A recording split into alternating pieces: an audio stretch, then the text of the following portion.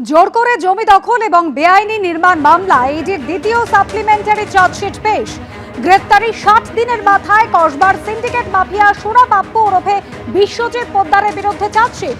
আবির দত্ত আমাদের প্রতিনিধি রয়েছেন আমাদের সঙ্গে টেলিফোন লাইনে। আবির, সোনা পাপ্পুর বিরুদ্ধে চার্জশিটে কি অভিযোগ রয়েছে? দেখো দেখা যাচ্ছে যে জোর করে জমি দখল ও বেআইনি নির্মাণ মামলায় ইডির দ্বিতীয় সাপ্লিমেন্টারি চার্জশিট পেশ করা হলো। গ্রেপ্তারির 60 দিনের মাথায় কসবা এলাকার সিন্ডিকেটের এক প্রকার মাফিয়া বলা যায় এবং এই যে বিশ্বজিৎ পোদ্দার ওরফে সোনা পাপ্পুর বিরুদ্ধে চার্জশিট দেওয়া হলো। ইডির বিশেষ আদালতে এই চার্জশিট জমা দিয়েছে এনফোর্সমেন্ট ডিরেক্টরেট। চার্জশিটে সোনা পাপ্পুর বিরুদ্ধে 37,76,74,000 টাকা আত্মসাৎ করার অভিযোগ এনেছে এনফোর্সমেন্ট ডিরেক্টরেট। এর আগে এই মামলায় জয় কামদার ও শান্তনু সিনহার বিশ্বাসের বিরুদ্ধে চার্জশিট দিয়েছে আমরা জানি। আজকে যে চার্জশিট দেওয়া হয়েছে সেই চার্জশিট 100 পাতার চার্জশিট, যেটা জমা দেওয়া হয়েছে। প্রায় 200 জন সাক্ষী সেখানে রয়েছে এবং তাৎপর্যপূর্ণ বিষয় হচ্ছে যে জমি দখলের ক্ষেত্রে কাজে লাগানো হয়েছে পুলিশের প্রভাবও, এবং সেই পুলিশের প্রভাব কাজে লাগিয়েছিল এই সোনা পাপ্পু। এমনই বিষয় কিন্তু আদালতে চার্জশিটের মাধ্যমে এনফোর্সমেন্ট ডিরেক্টরেট জানিয়েছে। আরো একবার তোমায় জানাই, 37,76,74,000 টাকা আত্মসাৎ করার অভিযোগ আনা হয়েছে ইডির তরফ থেকে।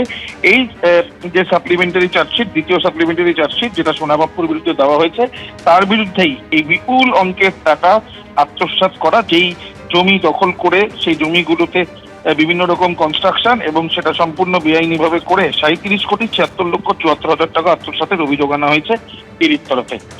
ধন্যবাদ আবির।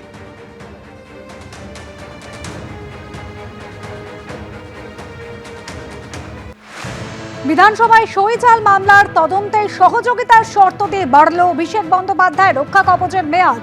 সিআইডি নোটিশকে চ্যালেঞ্জ জানিয়ে হাইকোর্টে অভিষেক বন্দ্যোপাধ্যায় 1 মাসের জন্য অন্তর্বর্তী রক্ষা কবচের মেয়াদ বৃদ্ধি বিচারপতি কৌশিক চন্দ্রের। তদন্তে সহযোগিতা করতে হবে অভিষেক বন্দ্যোপাধ্যায়কে নির্দেশ হাইকোর্টের। ভোটে ভরাডুবির পর বিধানসভার অধ্যক্ষকে চিঠি দিয়েছিলেন অভিষেক বন্দ্যোপাধ্যায়। বিরোধী দলনেতা হিসেবে শোভনদেব চট্টোপাধ্যায়কে বেছে নিয়ে চিঠি দিয়েছিলেন অভিষেক বন্দ্যোপাধ্যায়।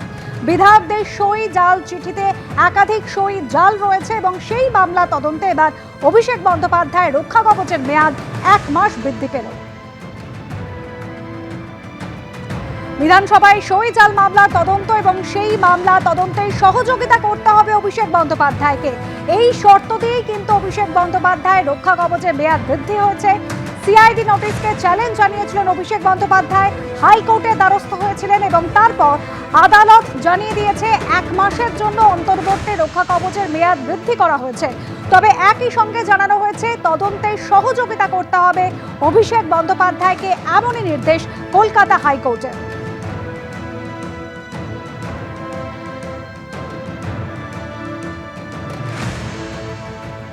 এবিপি আনন্দ, এগিয়ে থাকে, এগিয়ে রাখে।